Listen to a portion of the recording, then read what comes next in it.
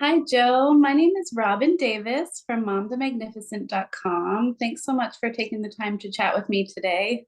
Yeah, of course. It's nice to meet you. Yeah, nice to meet you as well. I really enjoyed watching your episode on the Faceplant series from A Million Stories. I'd love to hear from you. How did you get your start in creating art, and how did it lead to makeup transformations? Sure. So I have been making art for as long as I can remember. Like all the photos of me as a kid were me, with crayons or markers or what have you. And I knew, I think, thankfully, very early on that I wanted to pursue a career in the arts. So I like kind of always been working towards that. I just didn't know what I would be doing specifically. So I actually went to college for film, um, which I think actually did help me combine both like that skill set with the art to make content because now Yeah. like primarily I do content creation. So it wasn't until I was in college and I was kind of working in various different like film departments, doing production design, directing, like all sorts of things that I found special effects makeup. Um, so I interned at a small special effects company in Los Angeles and then started like just posting on the side. And then as soon as the social media started to take off, I was like, I'm gonna do that. I want to be my own boss. I want to I want to make art the way that I want to make art. So that's what led me to that. Wow, I love that. And how cool that both things you're interested and passionate about can be, married together and you can do them now, use them now for your full-time career. That's so cool. Yeah. So what made you want to partner with Million Stories and tell your story on the Faceplant series? Sure. So when I first started doing content creation, I had always been really open about like my mental health journey. And so seeing how that affected people and giving people the space to like talk about their feelings, but also to not feel alone was always something that was really important to me. So I thought Million Stories specifically had this high production value, had this plan, this vision that I really believe in. And so the ability to use that platform to continue talking about these things that have always been really important to me seems like just the perfect fit. Yeah, and I think it's so important that especially young kids and especially young creators, really anyone who has a phone now has access to social media, are able to see creators like you who are not always just hearing and seeing the shiny and good, but the realness of life and what really makes us authentic as human beings to people. So I Absolutely. applaud you for being able to share your story and your mental health journey. That's really amazing. Yeah, I think what you said, it really speaks to me too, because Yes. we only see like a curated portion of Right. people's lives on social media. So I would love for like all creators to share a little bit more of like what happens behind the scenes because I think I it can be hard, especially as a child, to see these like perfect lives and that's not the case. It's all curated. So right. And so speaking on that a little more, what are some things that you do yourself to keep that happy balance of obviously you're a full-time content creator and you're constantly thinking of what to do next or how should I showcase this or feature that. But of course, doing putting your life out in the public comes with the good, bad, and the ugly. So I'm sure, just like any other social media platform, you're also on the receiving end of a lot of negative comments and negative feedback. So how do you balance that in such a public setting? sure. So I think like you hear the idea of like having thick skin. I don't necessarily agree. Like I still think you need to be vulnerable and be sensitive and all that. But when it comes to Mhm. comments specifically, I think it's just this realization that a lot of things that people say online, they would not say to your face. And Right. people would not be so mean. So it is like a matter of like knowing when to just like let it just like roll off. Just think like, okay, this person's clearly unhappy with their own situation. Something with them is like not going well where they feel like they have to like output that somewhere else. For me, I could never imagine leaving. I don't ever. There's never a time you'll see me leaving a negative comment on something Yeah, I agree. I'm with you it's so there. silly to me. Like, just, we should all be aiming to like put into the world like kindness and positivity. So I lead with that. But I do think you have to have like the ability to detach from it. And even for me, I do something called hermiting where I just like shut off all devices. Like I just go into my room with a book and I just like make a comfortable little area and just detach from everything, because it is, when you're on social media, as much as you have to be a content creator, you get so many different voices, you get so much negativity, you just have to disconnect from it sometimes. Totally. And I love that term hermiting. I kind of do that in a sense. I'm trying to teach my own. I have two teenage daughters who are very much, social media focused. So Yep. one thing we've been talking a lot about this season specifically is how to protect our own peace and what that Yes. means. You can turn off your notifications and silence your phone for a while.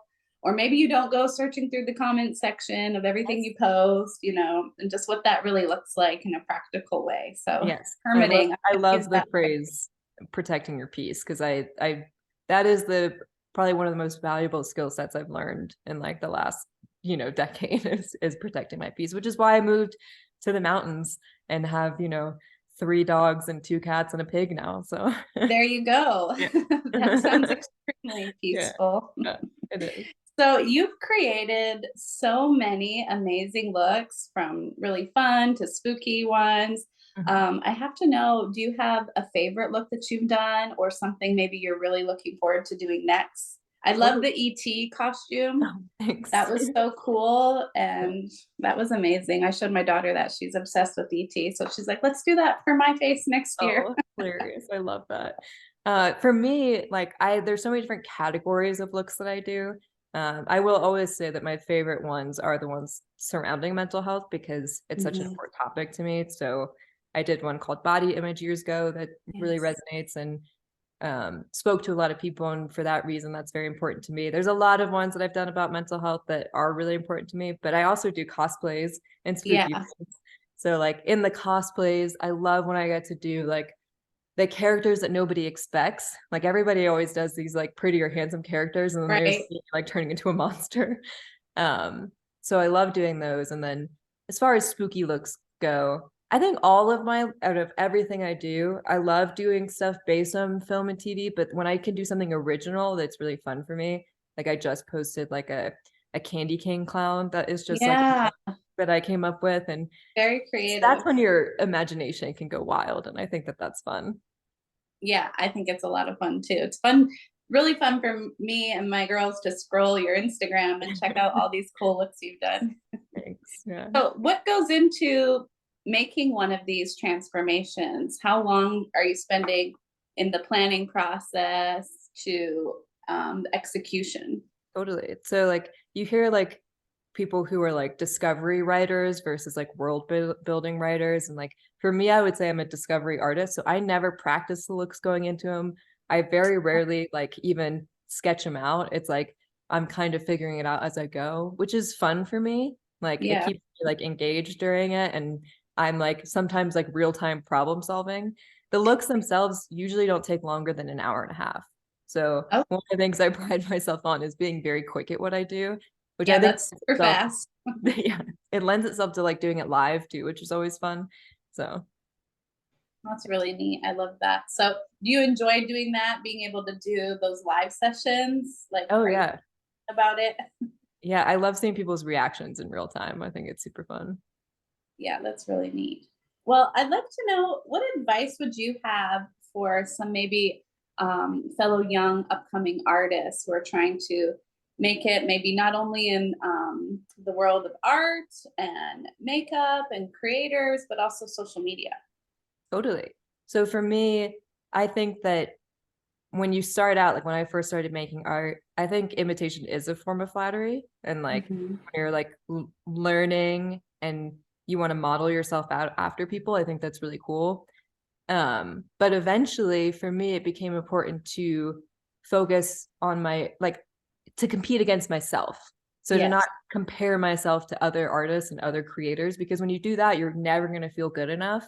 And I think it's important to like base your own accomplishments and your own achievements against your own work and your own self. So I look at what I did 5 years ago to what I'm doing now, and I'm like, wow, I've improved so much. Like I don't need to compare what I'm doing now to another creator. And I think that Right.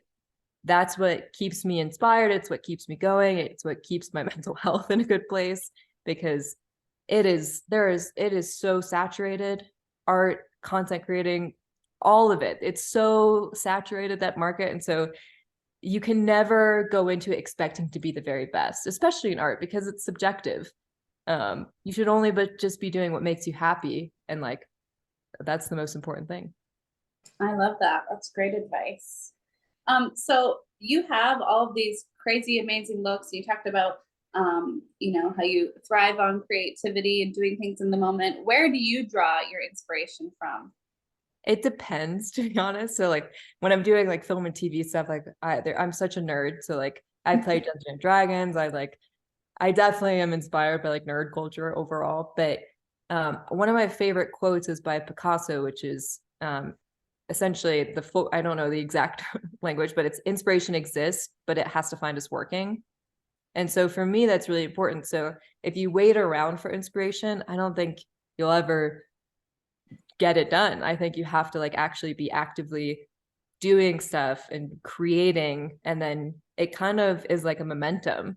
So once I make one thing, I'm like, oh, that was really cool. This gave me another idea to do this. And so and then also taking breaks too. I think that's important. Mhm. I am guilty of not taking enough breaks where I'm not Me like too. focused on just content creating, because there are times you have to like recharge essentially. So Yeah, totally.